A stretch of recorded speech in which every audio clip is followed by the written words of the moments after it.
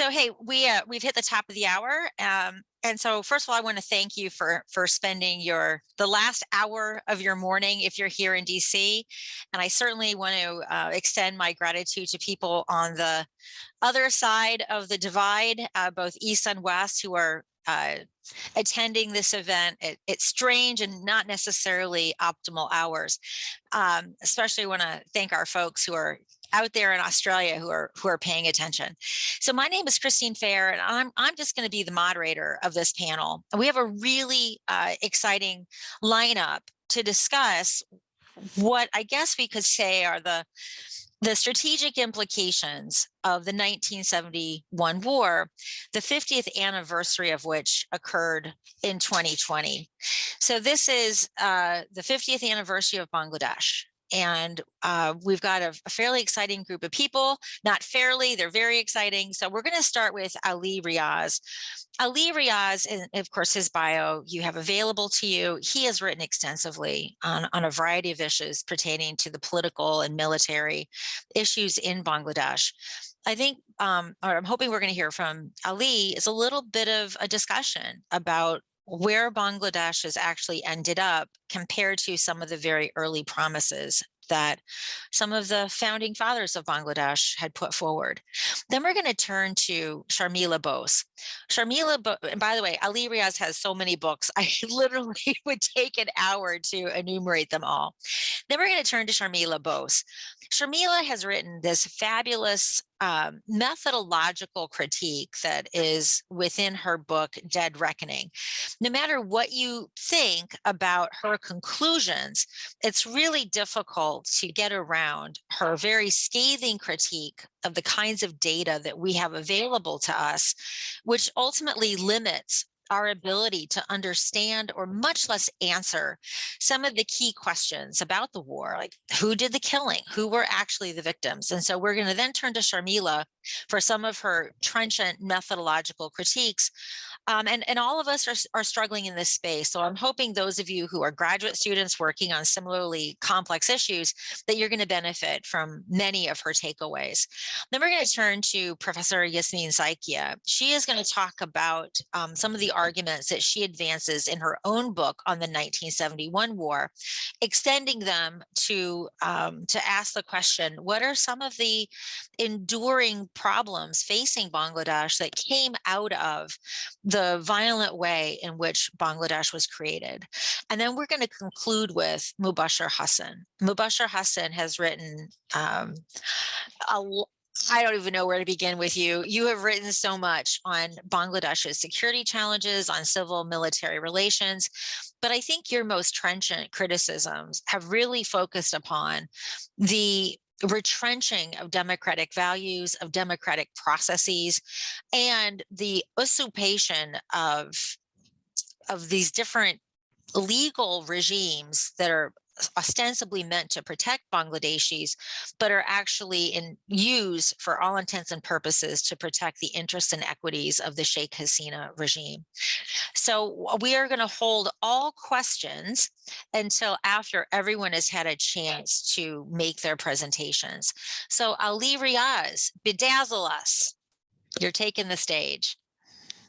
Thank you, Chris. It's a pleasure to be in this company, of course.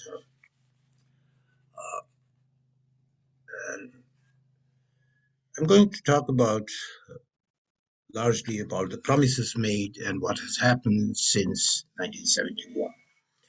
But when we are talking about 1971, we need to preface this, particularly 50 years later when we're looking at the impact of it. I think first we need to look outward. That means what has happened due to 1971, which the impacts has not yet fully be understood. Insofar as the outward thing is concerned, what I suggest is to understand that when we're talking about 1971, we should be talking about two wars. First and foremost, it is the war of independence of Bangladesh. It didn't start in December, it started a long time ago. That is with the genocide that was perpetrated again on 25th of March. And it has a context to it. So Often, unfortunately, it is portrayed 1971 as India-Pakistan war. That is the second war that we're talking about. But here, and most importantly, in understanding the impact of 1971, we need to talk about the war and the genocide that was perpetrated by Pakistan, which led to the emergence of Bangladesh, the independent Bangladesh that we're talking about. Outwardly, this second element is the geopolitical implications of 1971 war. That is, in my understanding, has given an preeminence of India in South Asia. Evidently, India is the large country within, and all things considered, even before 1971, India had an enormous presence, a robust presence in South Asia. But the balance, the military and security balance, or at least the contestation that Pakistan had diminished since 1971. That is, whether it is by design, by default, who is to take the blame or credit, that's a different discussion. We can go on some other day.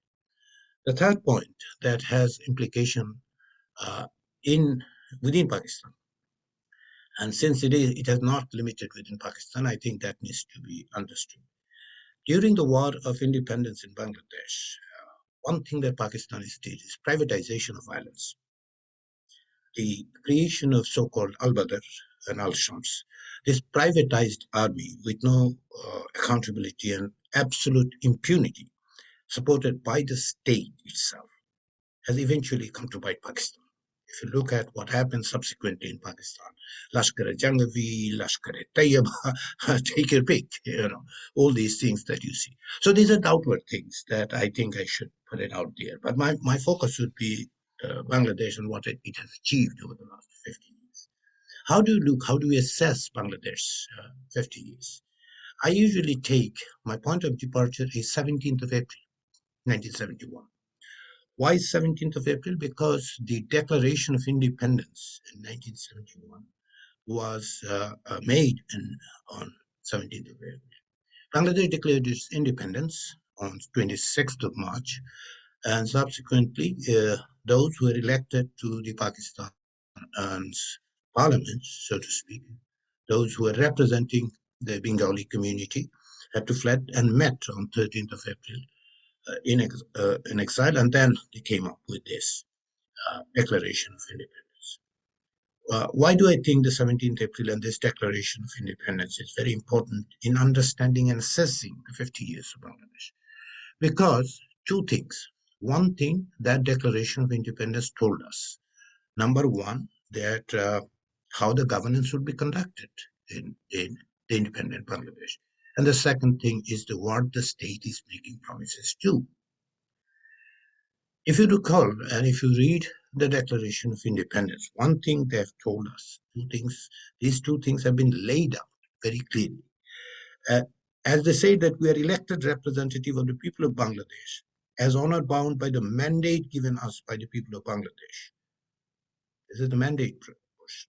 They had the legal and moral authority because they had the mandate of 1970 election. So this is the commitment. In a sense, it is a commitment that the Bangladesh will be governed by the consent of the governed people. Because that is the basis, that is the moral basis of Bangladesh. The second thing that they have said is the three fundamental principles that Bangladesh is going to offer to its citizens. What are those fundamental things that the state is going to offer? Number one is the equality. Number two is the human dignity. And third is the social justice. So assessing Bangladesh for the past 50 years, and when Bangladesh reached 50 years, how do you look back? I think we should look back looking at these three promises that the state and the founders have actually made. And it is a social contract. This is the contract which was signed and delivered by those who had the mandate to declare independence. And in this context, this proclamation, when it is talking about the consent of the governed, what did we see over the last 50 years? The most unfortunate part is this, that increasingly the Bangladesh has moved away. First 2 decades of Bangladesh, if we take 1972, 1982, 92 period, precisely 1991, early 1991, of course, Bangladesh has been ruled by authoritarian regimes. So I would, let us say, even if you were to take those things away, which are blatant, clear violation of fundamental rights of Bangladeshis. The constitution that was written in 1972, despite its many inadequacies, this was the promise that they made, democracy that they're going to have. The first 2 decades we have seen that it has been largely civilian and military authoritarianism. Now the subsequent 1991 through 2006 period and thereafter, what we are witnessing is the gradual erosion of democracy, the inclusiveness of politics. That is, we were told that the consent of the governed would be the basis. But between 1991 and 2006, despite the weaknesses, the democratization that took place in Bangladesh had its own potential. And I call it the electoral democracy because mostly it was the elections that provided. There are promises of building this institution, democratic institution. There have been some effort, but largely those remained very weak. The democratic institutionalization didn't take place. And not only that, particularly when Bangladesh returned to parliamentary system, what they have done is lock, stock, and barrel. They have put two powers together in Prime Minister's office. One is the president's power, the other is by default of the Westminster style of governance, the Prime Minister had enormous power. And then you add to that Article 70 of Bangladesh Constitution, which practically made all the members of Parliament subservient to or practically tied to one individual, that is the leader of the House, meaning that Prime Minister, meaning the leader of the party, meaning that the Supreme Leader. So this constitution itself created a pathway for constitutional authoritarianism. And we saw that was increasingly between 1991 and 2006. Whoever is in the power, that had become practice. And that doesn't matter whether 1991, 96 Khaleda Zia or 96, 2001 Sheikh Hasina or later Khaleda Zia. Increasingly, we have seen this deterioration of this system of governance. Instead of creating this institution, we have seen what it is can be described as party. Party has enormous power. But subsequently, in post 2008, after the soft coup and military-backed civilian regime, or as you can call it, as a sort of a military rule, between 2009 and 2021, not only Bangladesh has moved away from the consent of the government, it has practically moved towards an authoritarian system. Institutionally, it has become an authoritarian system. That is what is flouting the promise that there should be an inclusive governance. A country which was established because there was a mandate, and here we have this election. And I'm not forgetting 1996 February election, which is absolutely a complete deviation from the commitment. But continued flouting of this commitment, particularly in 2014 election, which is it is very difficult to call it an election, nevertheless, and then 2018 election, which has been described by economists as transparent and fraudulent. But not only the electoral processes that have increasingly collapsed, practically it has collapsed. Perhaps the last nail in the coffin has already been put. We'll see in the coming days, but I think it has been. So the first element of this governance that we have seen is this authoritarian system. And the emergence of not only an electoral authoritarianism, it is becoming an electoral hegemonic authoritarianism. Individualization of power, executive aggrandizement, those have become the hallmark of Bangladesh. Was that the promise of Bangladesh in 1971? Is it the reason the Bengali community fought against Pakistan for 23 years, particularly if you look at the movement of 1960s, which led to this nationalist movement, which led to this independence war? Was that the promise? No, I don't think that was the promise. So whoever is in power, that becomes secondary to this courtship, that what is being delivered. delivered is being that it has created a system. Constitutionally, this has created a system. Say, for example, the 15th Amendment, which it has done, has taken away the rights of the people to exercise their fundamental right of voting. So consent of government is gone, practically gone. How you are going to transform it, that we can discuss later, particularly the way out. And if you look at those human dignity questions, as we speak, many of you know that Bangladesh, in relation to Bangladesh, the question of extrajudicial killing and enforced disappearance has come to the fore. Over the last decade or so, the system has become so much, tilted towards coercion and the governance has relied on coercion so much so that extrajudicial killing has become a norm. The worst part of the extrajudicial killing is that not only it has been trying to be normalized, unfortunately, the current regime's supporters have tried to justify it to that extent within the parliament. Within the parliament members have said, oh, they should have been put in a crossfire. The government version is that there is no extrajudicial killing. Yet people speak, put him in the crossfire, which means it has been normalized. And I have seen even the journalists in Bangladesh. I'm sorry to say, but the fact remains that even so-called members of the civil society have touted this as a solution. But this is not only with respect to extrajudicial killing; it is also with regard to enforced disappearance. If you look at the number, and that is not consistent with the human dignity. A state that is relying on, uh, you know, not only coercion, the heightened violence and complete disregard for the basic human life. And again, go back to the Constitution. If we go back to the Constitution, as it is, even in this current form, there is a promise, there is a legal bound of the state. A social contract was established. Let us not talk about the enforced disappearance as not only human rights violation, it's a crime against humanity. It is a crime against humanity. And I'm not talking, out of my own, understanding. It's international law. That has been identified. Yet, complete denial is not going to solve the problem. Recently, the U.S. imposition of sanctions on Rapid Action Battalion and a few individuals, three of them are currently members of Bangladesh Army as well. The point is that this denial is not going to solve because the denial is only continuing this pattern.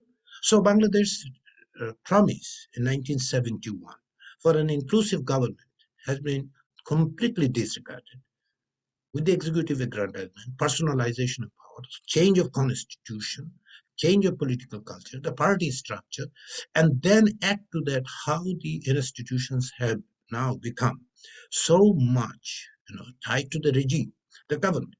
The constitutional institutions, such as National Human Rights Commission. Recently, the National Human Rights Commission's head, commission has spoken that they don't have legal basis for investigating those, of those who are in the government, particularly the law enforcement agencies, if they're violating human rights or not. If you look at the Election Commission, and recently they have come up with a law which is basically, post facto justification of this so-called search committee. It doesn't speak about, how they are going to ensure the rights of the people to vote, which look not only 2014 national election, not only 2018 national election. Most important element in this instance is the blooding of the state political party and the government. State institutions have now become a part and parcel of the party. The way people speak, being in the government, in the bureaucracy, in civil service, in law enforcement agency, is worrying because by blurring these things, you are creating, essentially a one-party state. So now, if you look at the other promises that I would like to look at, say, for example, it promised for social justice. What has happened? Bangladesh has made enormous progress with respect to economic growth. I'm not discounting that. Some of the statistics are manufactured, but nevertheless, there is a general pattern of the economic progress. Point should be taken that this economic growth came not during one single regime, not only because of the state, not only because of the government policies, but most over the last 3 decades, since 1991, we have seen a combination of private entrepreneurship, non-governmental organizations, civil society, and the state in combination have made this achievement of this progress. So the economic growth that we're witnessing, and that should not be, by any means, should not be, uh, you know, an equivalent to, let alone, this false dichotomy that has been created, democracy versus development. Uh, but most, significant element is this: what kind of economic growth is Bangladesh achieving? Is it in any way going to provide the social justice? I don't think so, because the data doesn't suggest that. Increasing disparity that Bangladesh has been experiencing. Say, for example, if you look at the data by the BBS, the income share of the poorest 5% of Bangladesh population, 0.23% of overall income. In 2010, it was 0.78, and 2016, it has become 0.23. So it is the poorest 5% who are losing at their expense, that those who are on the top. And it has created such a crony capitalism. If you look at the banking sector, what do you see? If you look at the enormous capital flight, who are these people? Hundreds and thousands of crore takas are being, simply shifted away from Bangladesh. Who are these people? And they are enjoying significant impunity because of their connection to the government. These are the property, these are the wealth, these are the assets of Bangladesh. But yet, on the one hand, we are witnessing this economic disparity, increasing economic disparity. On the other hand, is this, the discourse of this Bangladesh is becoming Switzerland, whatnot. Yesterday, perhaps it was Switzerland, or the day before it was Singapore, Venice, I guess, the day before. I lost track of it, what Bangladesh is lately becoming. You know, uh, so the social justice commitment that was made is now completely out of this development discourse. Why? Because a non-inclusive political system breeds a non-inclusive economic system. That is what is the problem here. A very foundation of Bangladesh's governance, whether it's economic governance or the political governance, has become so non-inclusive that it doesn't care because there's no accountability mechanism. Bangladesh's journey towards democracy only achieved one thing, that is the election, because that is the one that has given a little bit of power, at least for a day, when they could boot it out. Those who are in power, and I usually say, in Bangladesh elections up until 2008, nobody wins, incumbent loses, because that is how the voting pattern was. Nobody actually positively is putting someone in power.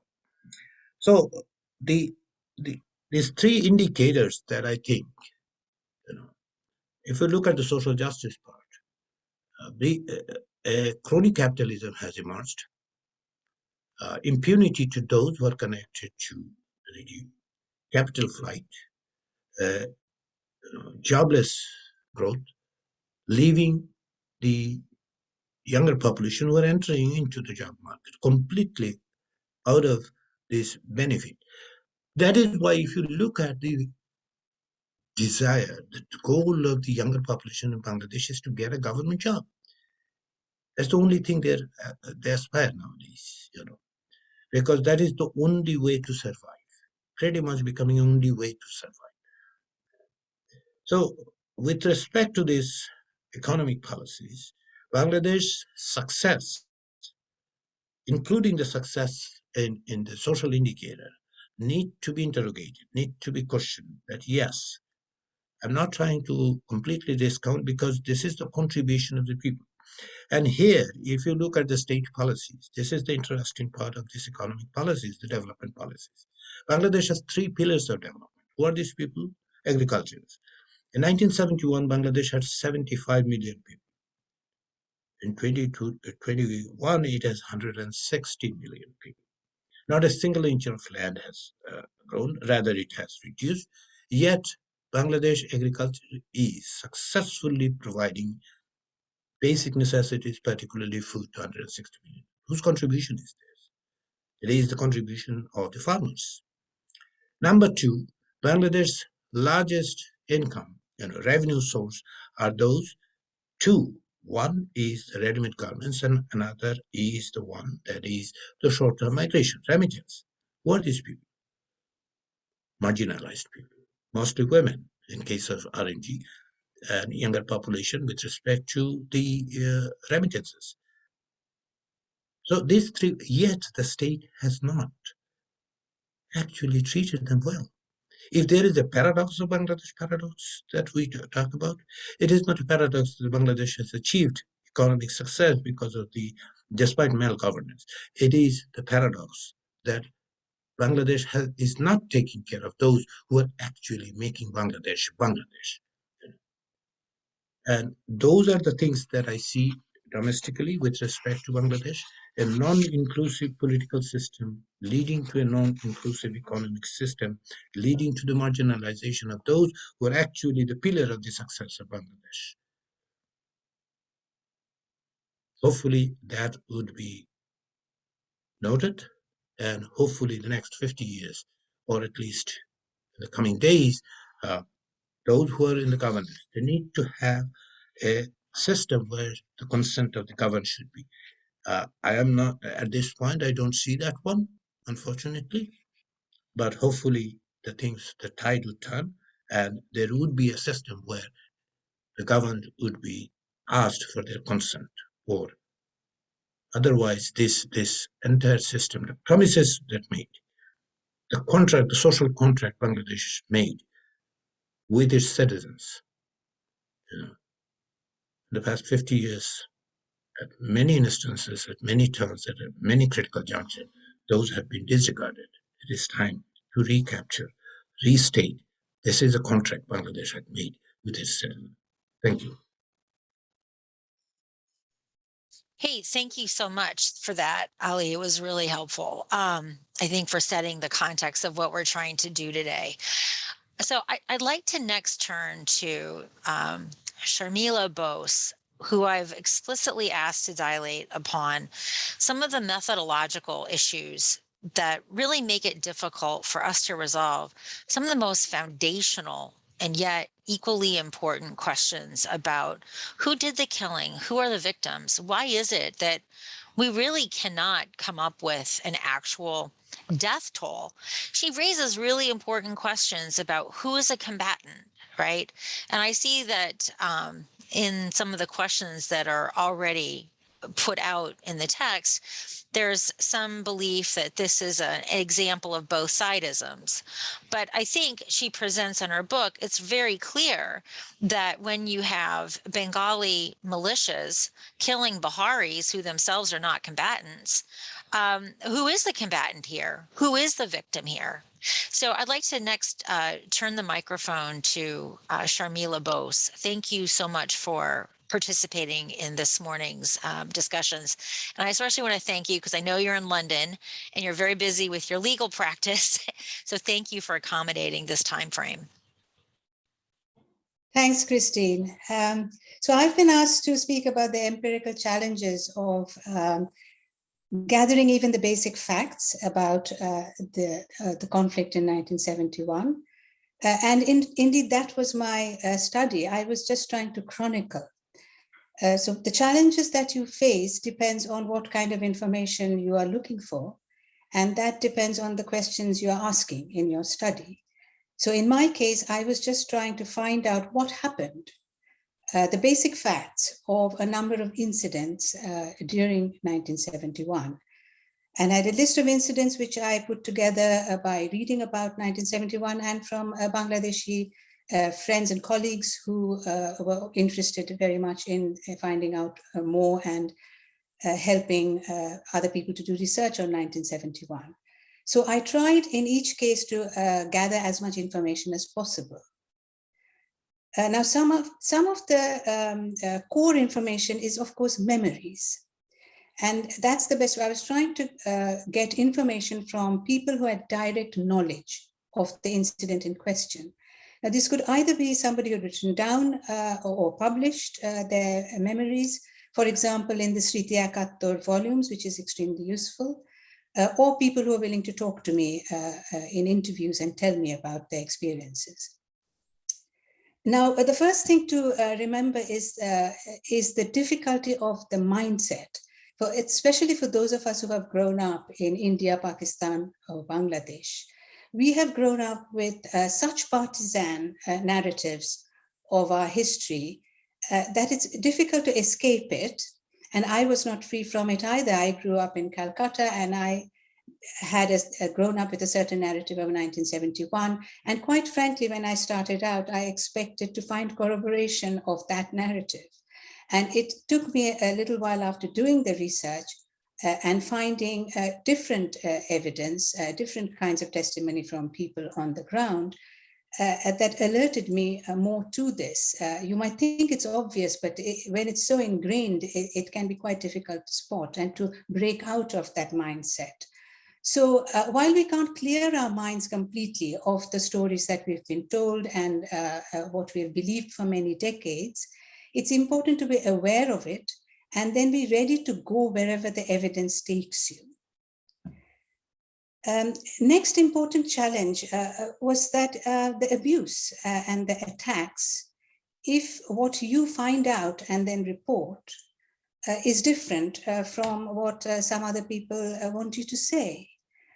And now, I was not new to criticism. I certainly welcome all legitimate and especially constructive criticism, but I was a political journalist in India. So lots of things that I wrote about seemed to annoy somebody or the other. So I was not new to people being upset by what I reported.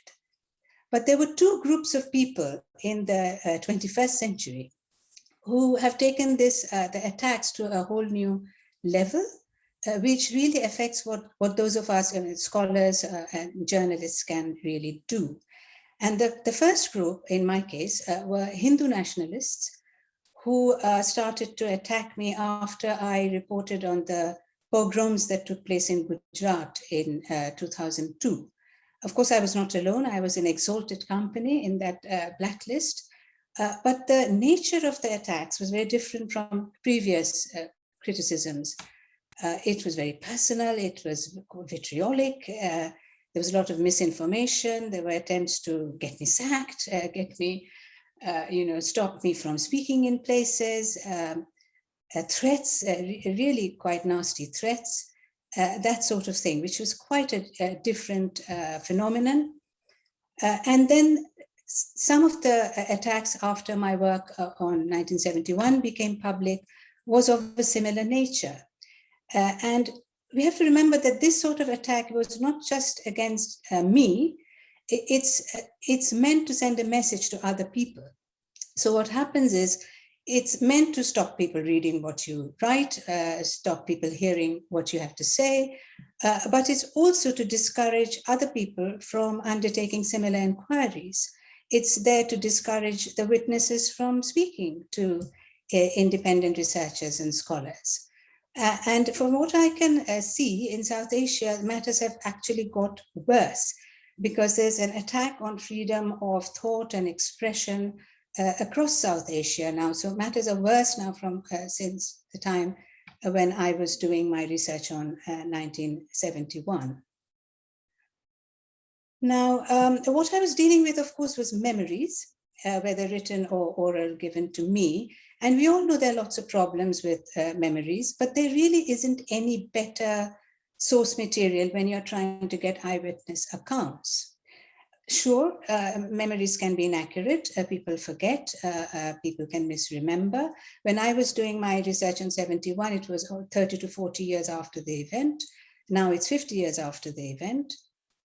This is not to confuse it with people remembering the same event differently. That actually does happen and can be helpful. I found that people may remember differently because they have a different perspective, whether they're on opposing sides, for example, or they're even physically in different places in an incident. But that can give you a fuller picture of what actually happened. Of course, there are people who are probably lying. So sometimes I could catch out the lies. Especially after doing a fair amount of research, it's easier to spot at least the blatant lies. Now, but some of the distortions or embellishments may be harder to spot, but just with the accumulation of material, it gets a little easier, but it's never going to be easy. And people embellish or exaggerate for different reasons. So if I had to give some examples, I mean, some people in Bangladesh felt after the liberation that they really would be better off if they were seen to be on the right side of the war. So even if they hadn't supported the liberation struggle, there was an attempt to align yourself with the winning side, as it were. And then other people would embellish because they wanted to paint themselves in a more heroic light. Some people may say they've participated when they haven't, but that would be just false. But other cases, for example, a Bangladeshi officer who had defected and joined Mukti Bahini, gone over to India, and so on, gave different accounts and about his escape from then East Pakistan to India, and some of it painted him in rather a heroic light, which couldn't be corroborated, and so the reality was more mundane. Similarly, there were a couple of West Pakistani army officers who told me incredible stories about escaping from Indian custody. Because that is one of the most heroic things you can do if you are a Pakistani army officer. A more subtle problem was the omissions, that is deliberate omissions, withholding information. So, for example, there were West Pakistani army officers who were of the better ones who had not committed any gross crimes themselves, and they might have been giving me reliable and fairly accurate information about an incident. But I often felt that they were withholding other information, especially when it came to other officers who were present. And the impression I got was that they were unwilling to snitch on fellow officers. They were unwilling to name officers who had committed crimes. When I challenged them, they would say they had forgotten the name of someone who had done something. Or they were unwilling to divulge information that would bring the army into disrepute. So there was that institutional solidarity, which meant that even when you got some accurate and reliable information, it was just partial, and they were withholding important information. Then there were people, of course, who were prevented from telling me their stories in one way or the other.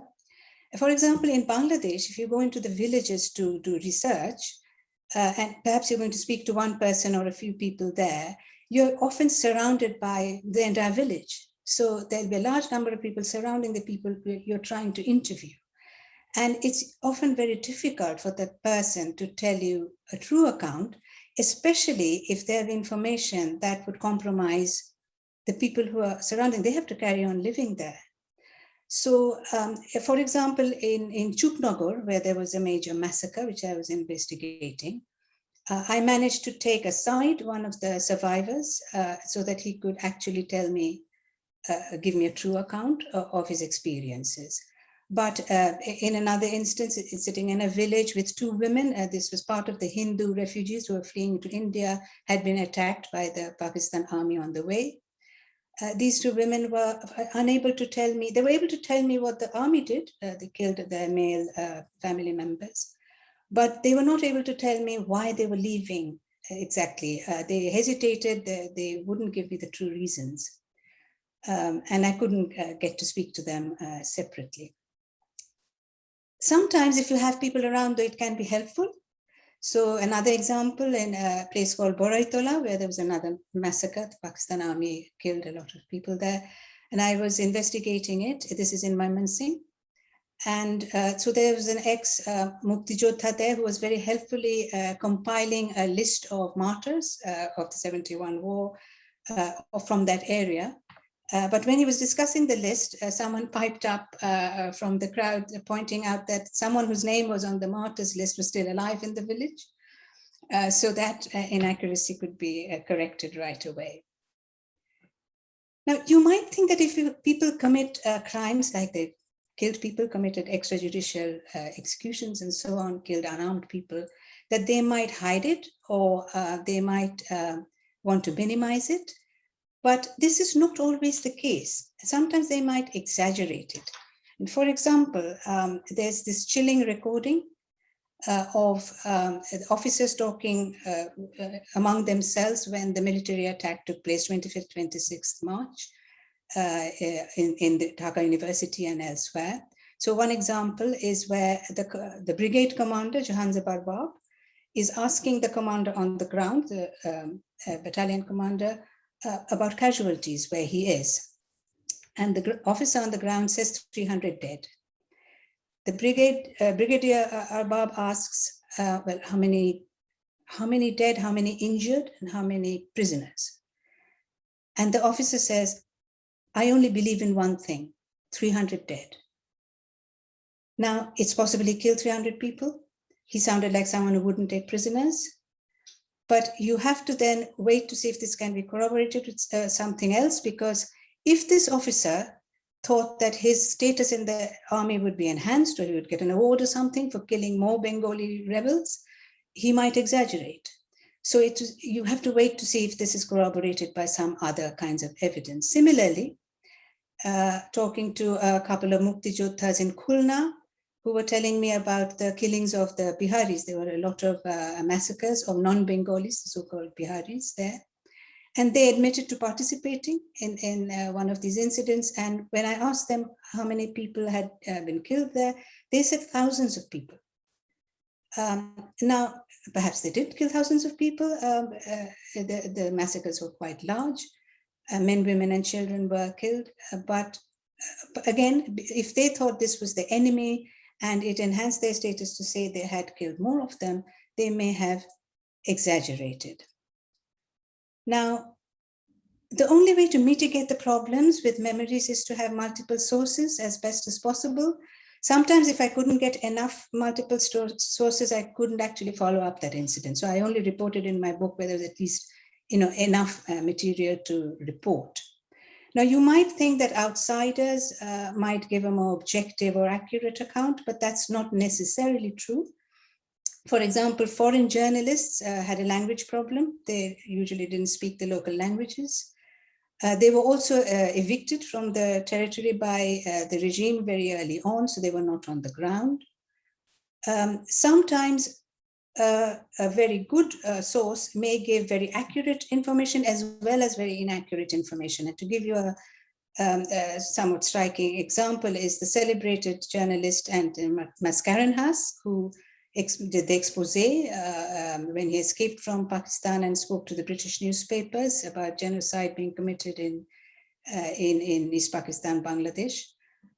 So when he talks about, when he has written about in the expose about what he has seen with his own eyes, like in Kumila, it's a chilling account, very good journalism, almost certainly highly reliable. But later on, Mascarenhas wrote other things. So for example, he commented on Shakharipara, which is a Hindu area in Dhaka, where there was an attack by the army, which I investigated. And he had not been there, he had no direct knowledge, and he had relied on what other people had told him. And his account was highly inaccurate compared to, I rely on the survivors of the Shakharipara attack, whom I interviewed myself. Now, I have to say that there are one or two kind of facts which I did find in the fact finding, which I was not allowed to report. And this is where, at least so far, and this is because in one or two instances, I really tried hard to identify when I could, individual named, officers, ranked officers in the Pakistan Army who had committed particular crimes like extrajudicial killing of a well-known person. And it's true that, a lot of the times it's the nameless, faceless soldiers doing killings, but of course their commanding officers right up to the top are responsible for the crimes that were committed. But sometimes an officer himself had killed somebody, and we know about that. So I tried to identify those officers if I could.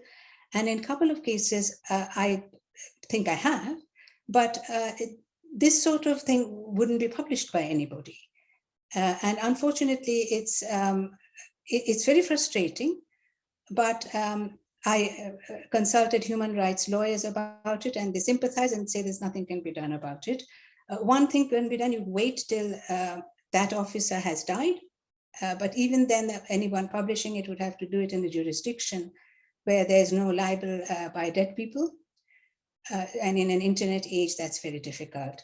So I'm making my own arrangements so that all information that I haven't been able to share is left for the future generations when it would be possible for them to access it. Now, just a short word at the end about the future now. I mean, can we still do fact-finding of the kind that I was doing all those years ago? Of course, many people had already died when I was doing my research, and more people have died since. But there's still people alive. So I've always encouraged everyone on all sides, people who are in their 20s may still remember something and are alive, to write down their memories. Now, as Professor Riaz has said, and as I have also said, given the climate in South Asia, it may not always be possible for you to share that information or to publish that information if it doesn't fit the establishment's narrative. But please write it down so that the future generations can have access to it. And finally, the forensic investigations, interestingly enough, not only are still possible, but I think could be done even better today than before, because technology has progressed. So all the sort of exhumation of mass burials to identify remains that have been found, and this way to identify who are these dead people, when did they die, how did they die. This can be done now and can be done quite accurately, but it requires Bangladesh to take the help of independent, reputable international experts in this type of forensic investigation. And as we know, Bangladesh has not been willing so far to undertake this kind of exercise. I'll leave it there and take questions later. All right. Hey, thank you for that. As you were speaking, I was thinking that so much of what you just said is also true of, for example, what we saw in Sri Lanka. I think the way that people have investigated the war crimes in Sri Lanka and the use of technology that they've been able to mobilize to do that is kind of instructive here. And of course, the ongoing crisis with the Rohingya. I mean, I think getting in there and getting testimony is really important, but the environmental issues that you talked about, there's no privacy in the various camps in Cox's Bazar. So what I'd like to sort of note for our participants in today's discussion is that much of what you described, I think, is very much the empirical challenge that anyone who wants to look at mass atrocities really have to confront. But hey, I really appreciate you also tying in the campaign to silence you, because it's not just about you. It was also about anyone else that wanted to pick apart some of the very cherished narratives. And as someone who has spent a lot of time being bullied by the Pakistanis, in very similar terms, I feel like we are sister ships. And one of these days, I'm looking forward to meeting you and discussing it over the beverages of our choice. All right, so I'm now going to turn the microphone over to Professor Yasmin Saikia, who's actually joining us from Arizona. And that doesn't suck because that climate is much more pleasant than what we're enduring here in DC, or probably what Ali Riaz is experiencing in Illinois. So with that, we look forward to hearing what you have to say, Professor Saikia.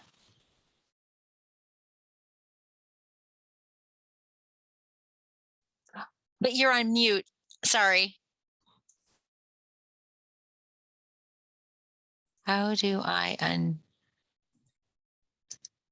Okay. Am I audible now?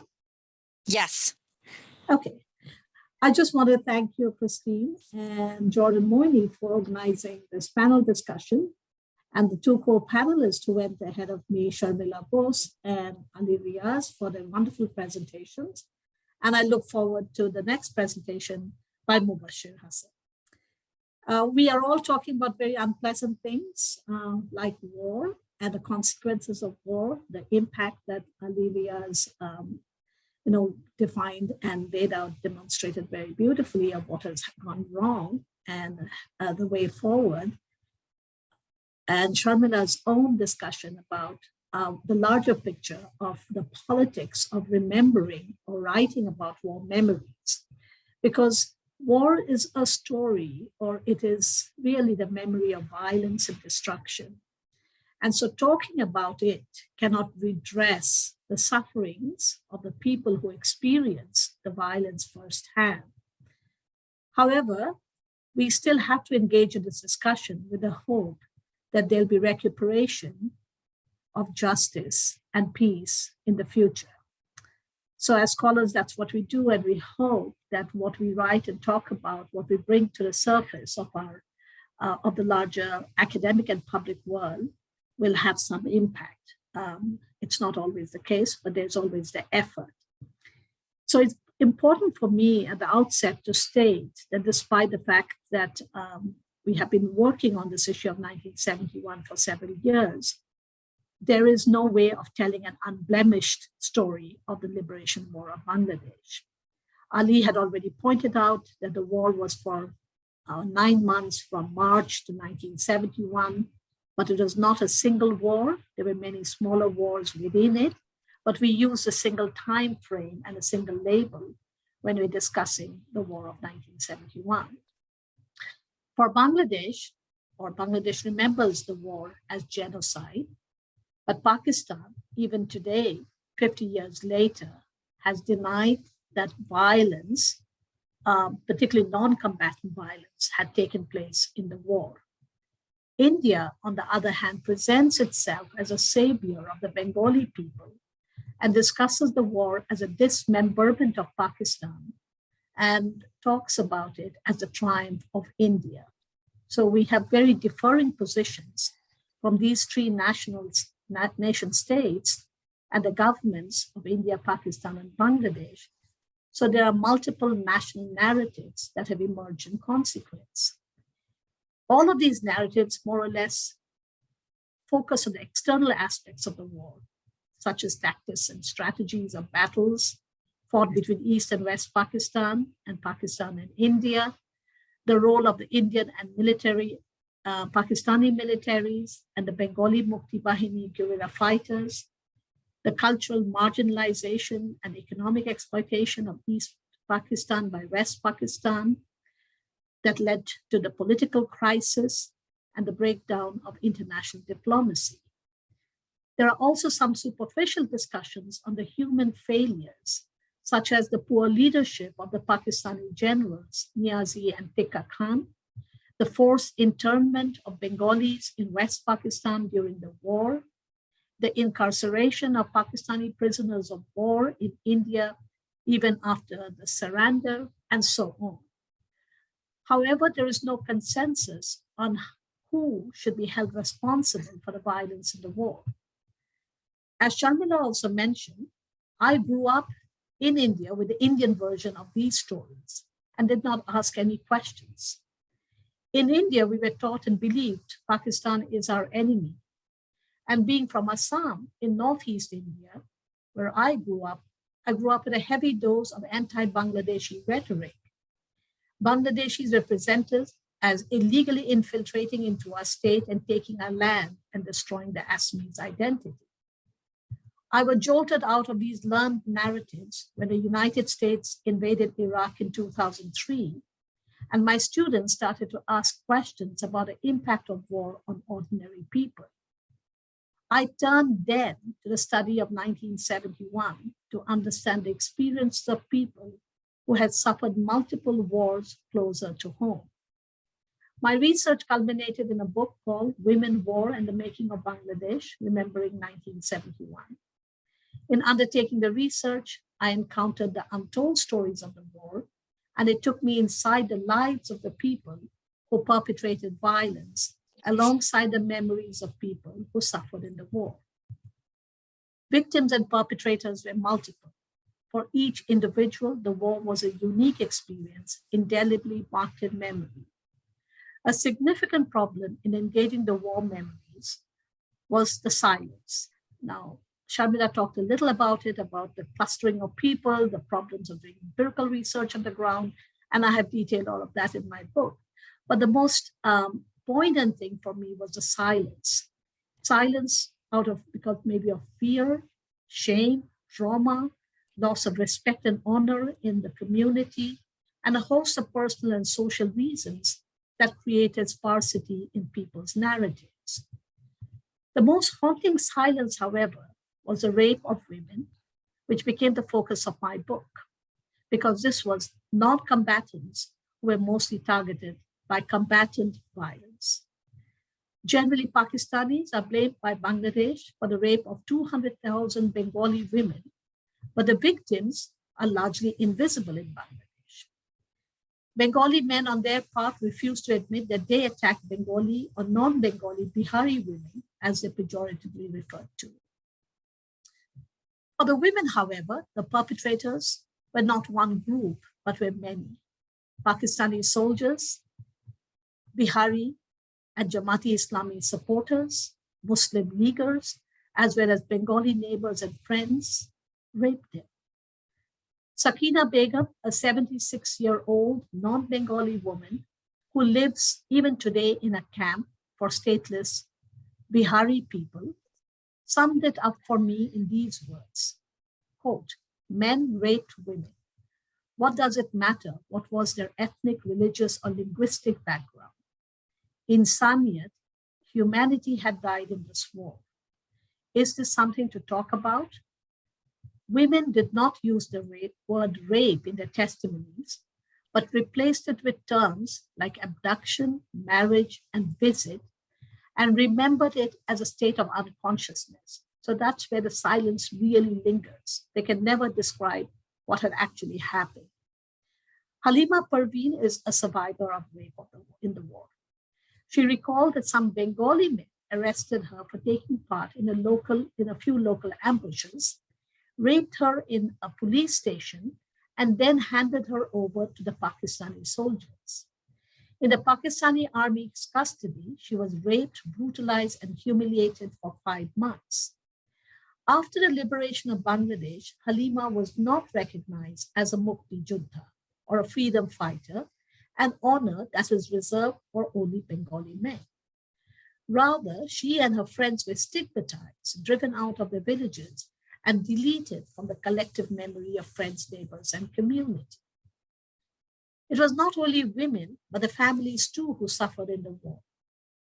Laila tells a poignant story of this uneasy relationship in remembering her father who was killed.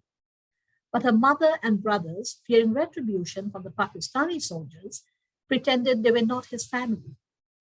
Disclaiming association with vulnerable bodies of women and the deceased, families found a way to stay alive. Perpetrators and victims become blurred in such situations. Zebunisa, an elderly Bihari woman who now lives in Karachi, Pakistan, provided the most poignant testimony of the dehumanized person in 1971. After her husband was killed, she was jailed before repatriation to Pakistan, which became official with the Shimla Agreement between India and Pakistan in April 1973. However, one morning in jail, Zebunisa found that 2 of her daughters had died of hunger. Unable to pay for the funeral, she allowed the jail authorities to throw away their bodies. In a quiet voice, she told me they were human, but were thrown away like garbage.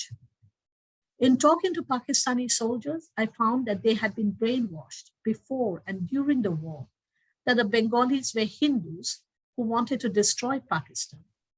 Saving Pakistan thus became their national and religious duty.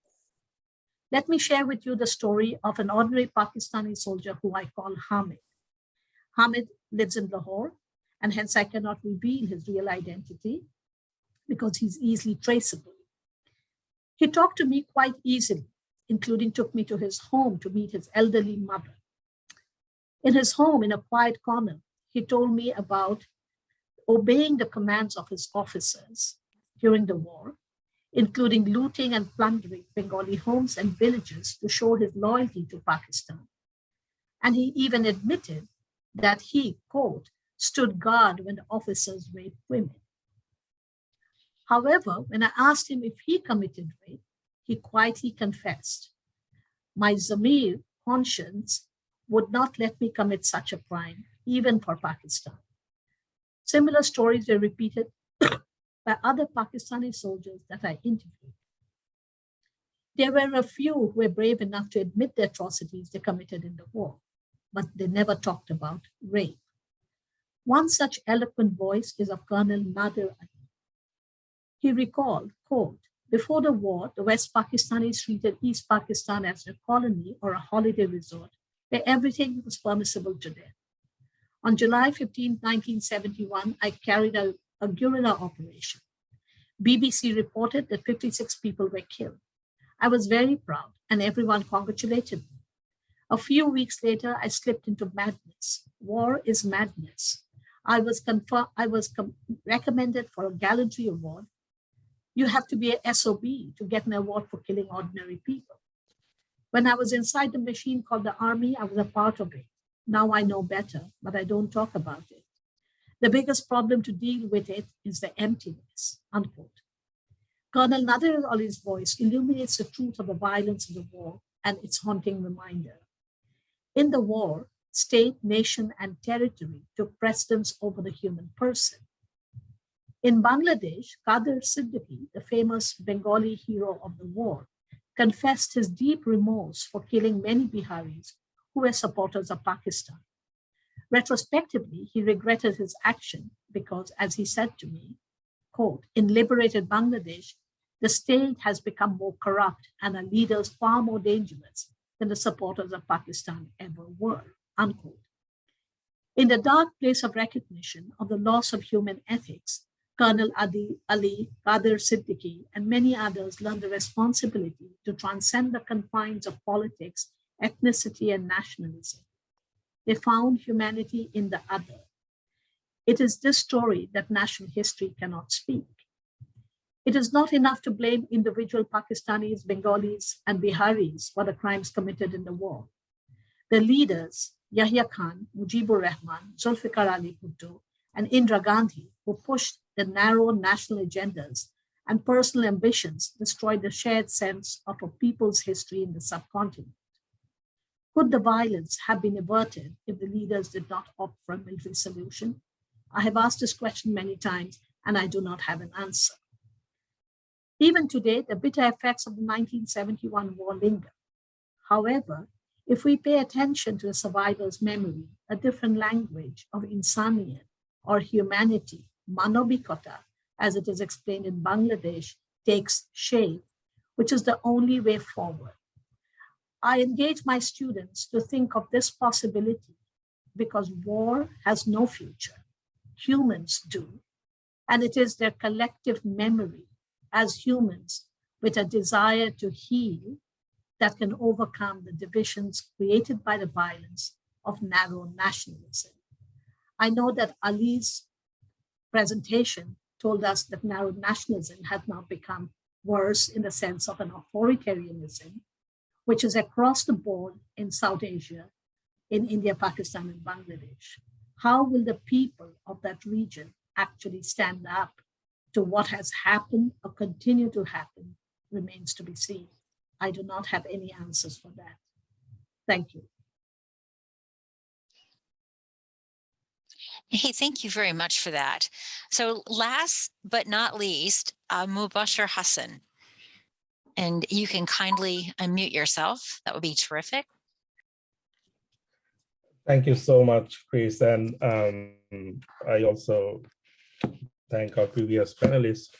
And we started this panel with Professor Riaz talk about the Bangladesh paradox. And my talk is also about Bangladesh paradox. And I end with some food for thought, probably if there is maybe someone wants to theorize it. So I give 7 elements that how this paradox is being constructed. So let me start from the history. A key motivation for the creation of Bangladesh was to overcome economic exploitation and ensure the protection of rights and liberties for its people. As we discussed where Bangladesh is at its 50th year of existence, my talk will connect history with the present through the prism of rights. It will demonstrate that Bangladesh is now a paradox, as its human rights records are unimpressive. Yet, it has a remarkable economic development story. However, it is not unique in the world. Other examples of a poorer country that had integrated into the global market system were able to pull its people out of poverty.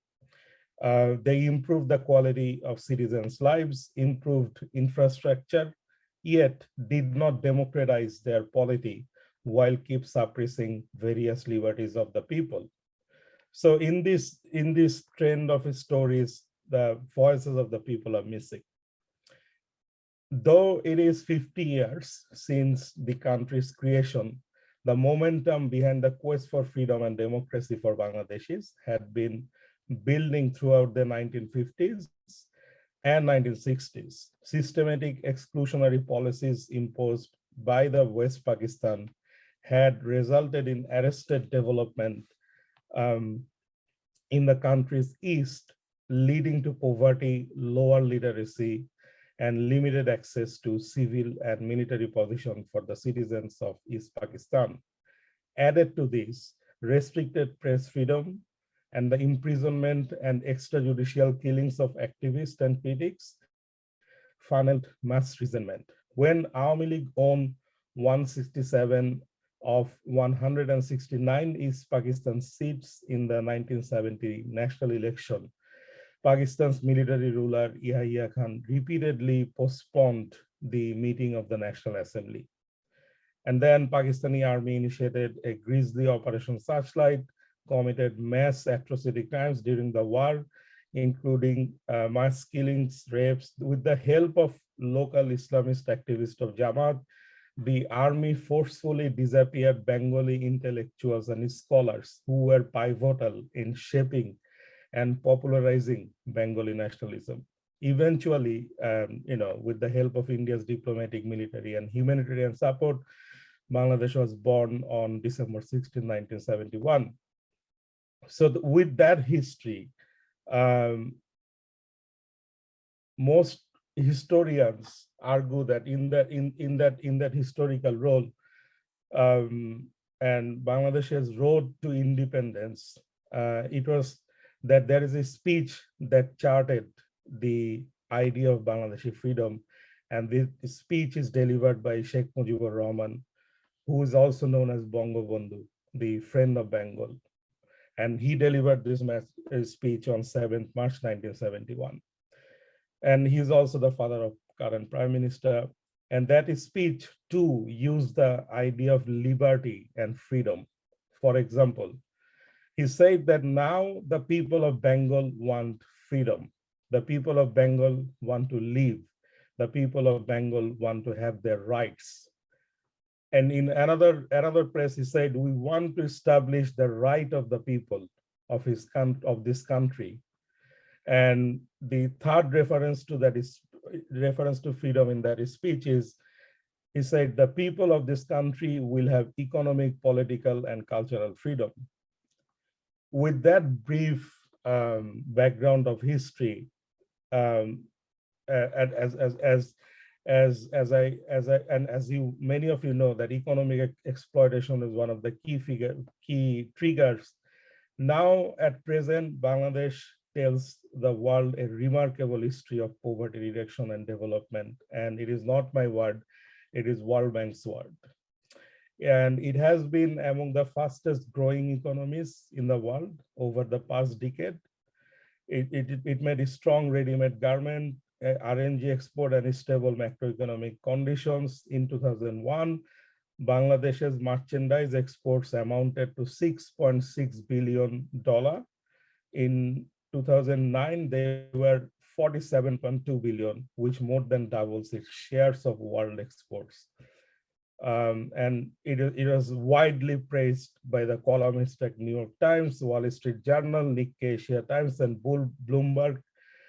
I'll give you some of the headlines of the columnists. So, for example, the Wall Street Journal recently called Bangladesh is that Bangladesh is becoming South Asia's economic bull case. The Nikkei Asia said the rise of Bangladesh. Even the New York Times' famous columnist Nicholas Kristof published an op-ed with the title, "What Can Biden's Plan Do for Poverty? Look to Bangladesh." So recently, there were not recently, in the past few years, there are a series of endorsements by global civil society and experts.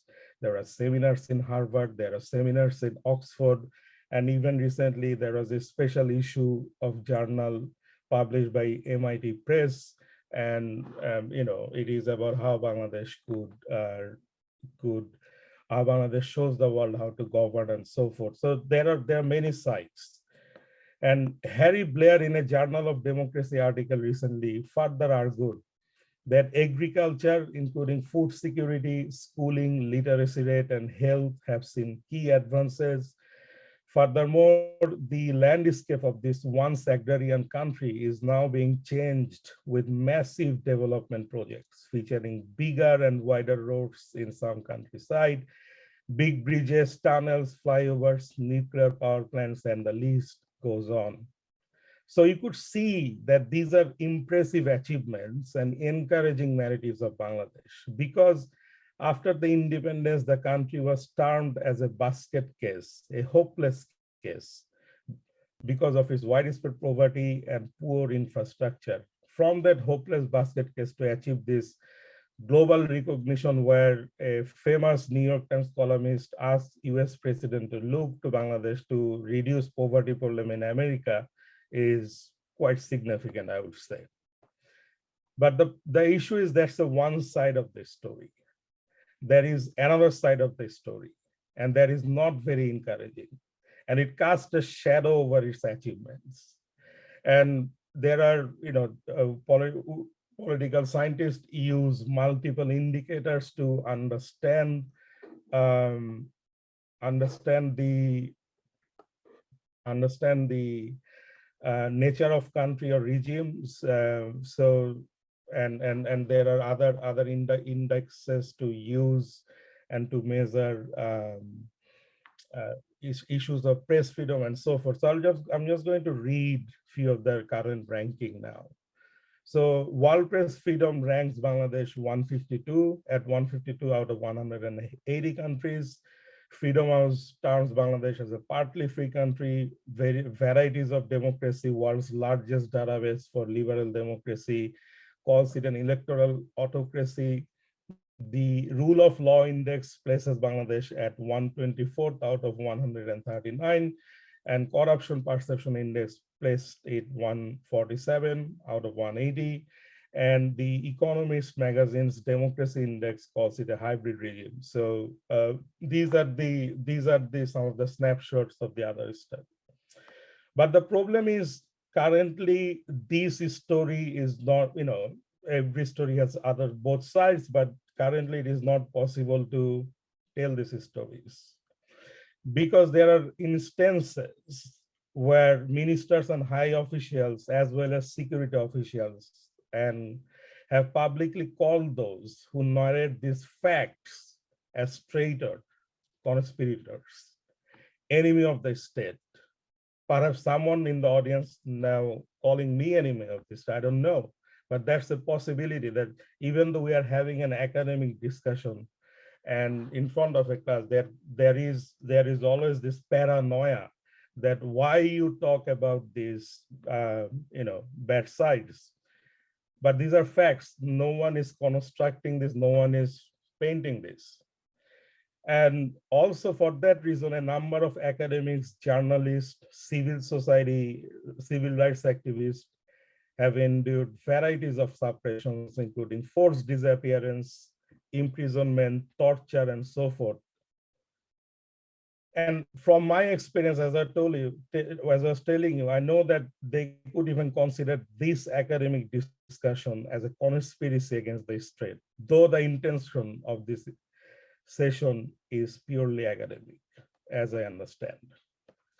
So how this paradox has been constructed? So I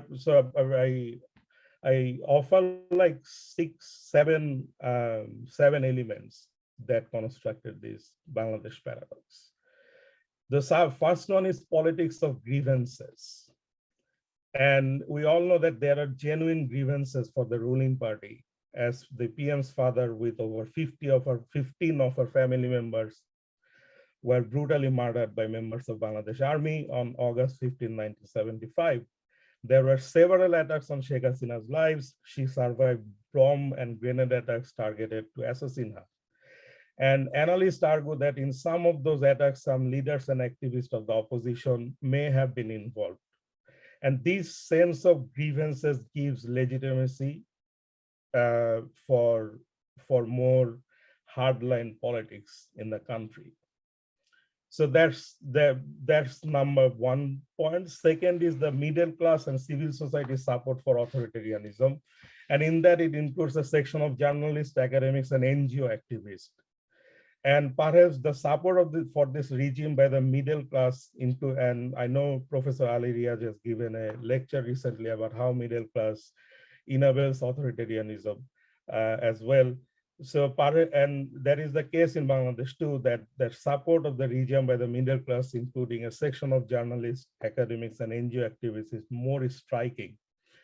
And the politics of grievances has pushed them to hold a more radical support for authoritarianism. And for that reason, even though they may not like someone, they would support their enforced disappearance, they would support their extrajudicial killing, they would call them terrorists. And that we saw in Myanmar when the Buddhist monks were radicalized and so forth. So that element was there. And the third point I coin in is the constructing history as a religion and political figure as the prophet. A key tool of this regime is to assert absolute authority over the history, as Sarmila Bose perhaps already know, and others there already. And where the party is the enabler of Bangladesh's independence, which I guess there is no doubt, and guarding that history through state agencies, spies, and courts. This setup intimidate those who wants to add new narratives, and narratives doesn't harm anything. It's we are academics, so you discuss ideas. That's our job. It also criminalized criticism of Bangabandhu Sheikh Mujibur Rahman, who, as I told you, at least on the March 7th, was an enabler of freedom. One could argue that he was a freedom activist on that context.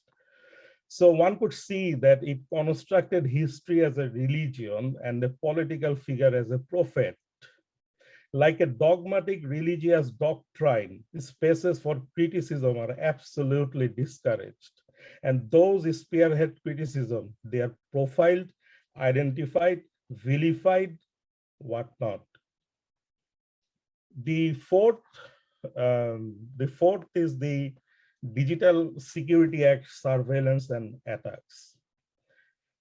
And there are repressive laws like Digital Security Act that could put anyone in jail for up to 14 years, and this is transnational in nature. And Professor Ali Riaz has argued that this act is unleashing a culture of fear, and he calls it as a tool for digital repression. There are reports of surveillance on activists. Critical social media status could land someone in jail. Last week, one Bangladeshi was handed down 10 years in jail for criticizing the ruling party on Facebook. Not 1 year, not 2 years, but 10 years for a paragraph in Facebook. And physical attacks on critics include torture, imprisonment, and even enforced disappearance. A writer, Mushtaq, was tortured and later died in jail. A cartoonist or torture, list goes on. And it's the mostly people who express at the target of the attack, because it goes back to the two sides of Bangladesh's story. And the fifth is politicizing of the state institutions. While politicizing the institute was always a problem for Bangladesh, it broke all records during now. I'm not going to name any agency or any government ministry here, but no institute, from the judiciary, law enforcement, and critical security establishments, are beyond politics now. Some of the officials writing in Facebook official statement may confuse many, as it is now hard to distinguish between party activists and state officials on many instances. The sixth is narratives of counter-terrorism and development as masks to guard right violence and justify election engineering. Terrorism threats in Bangladesh is genuine, and in the past there were multiple terror attacks. The country has done well in curbing terrorism.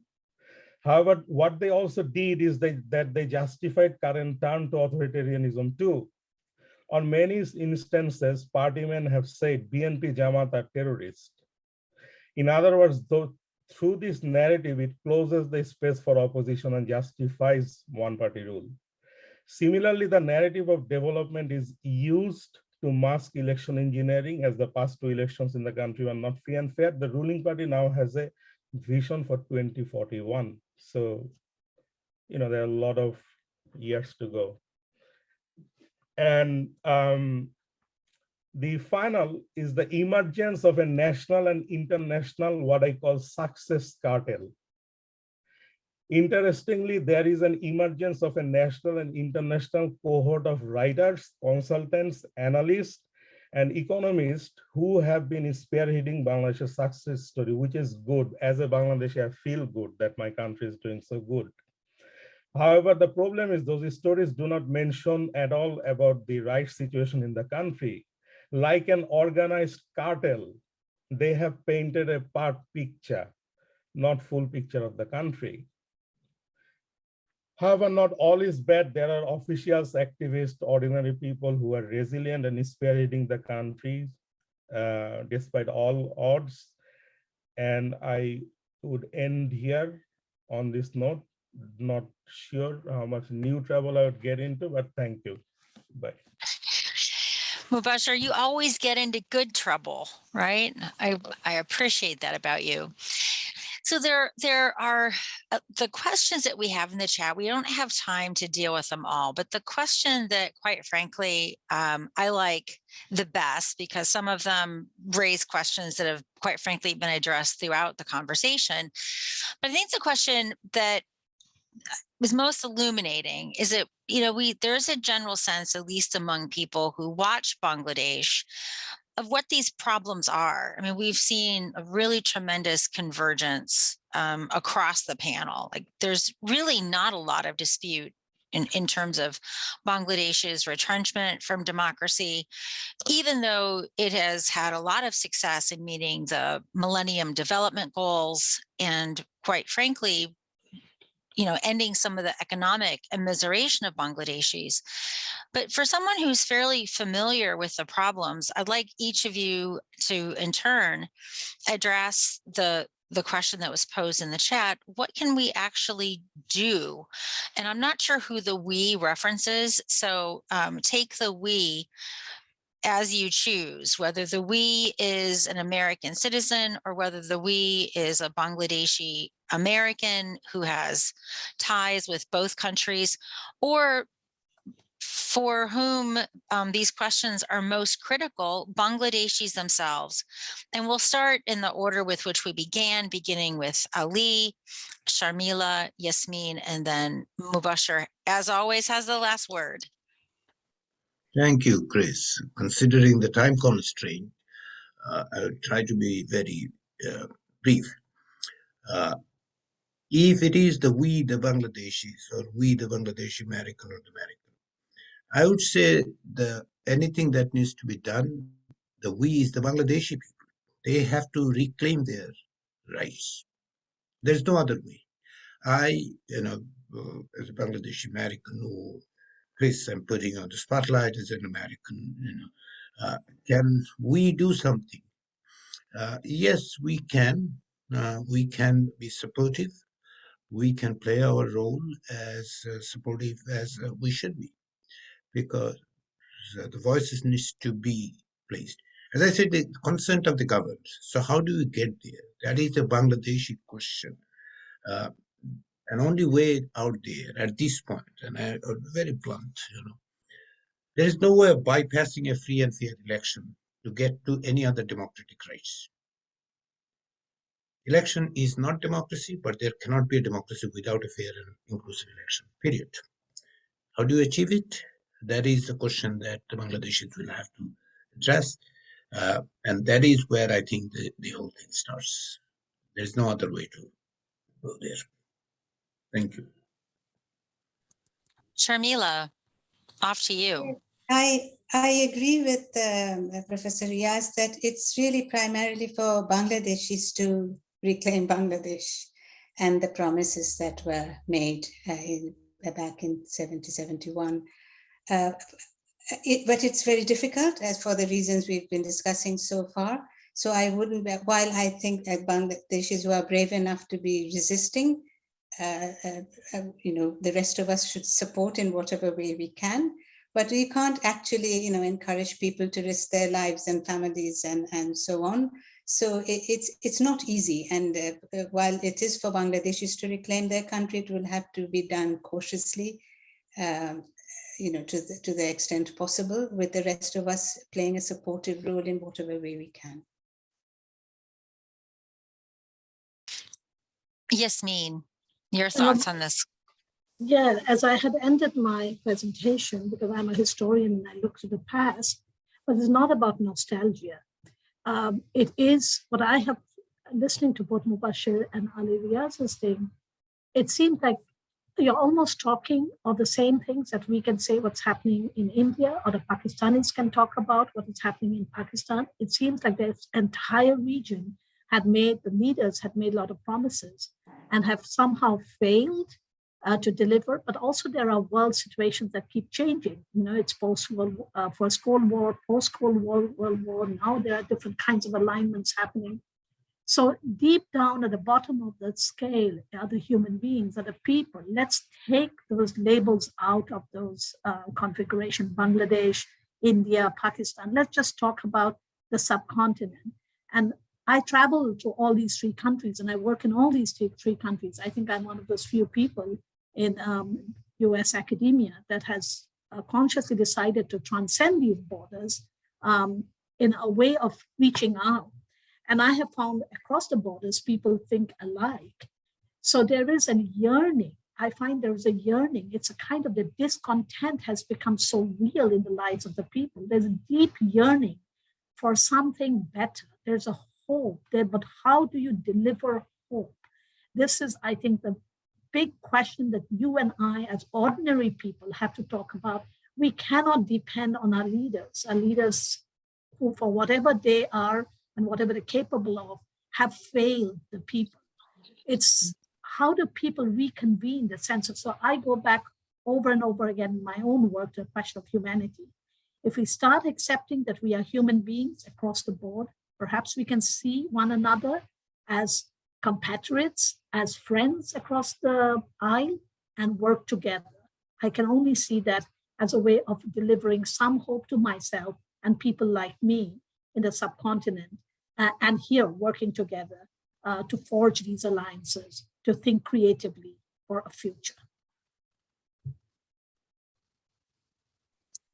And Mubashar, you're going to sign us off. What are your thoughts about what we can do? Interpreting we as you see appropriate.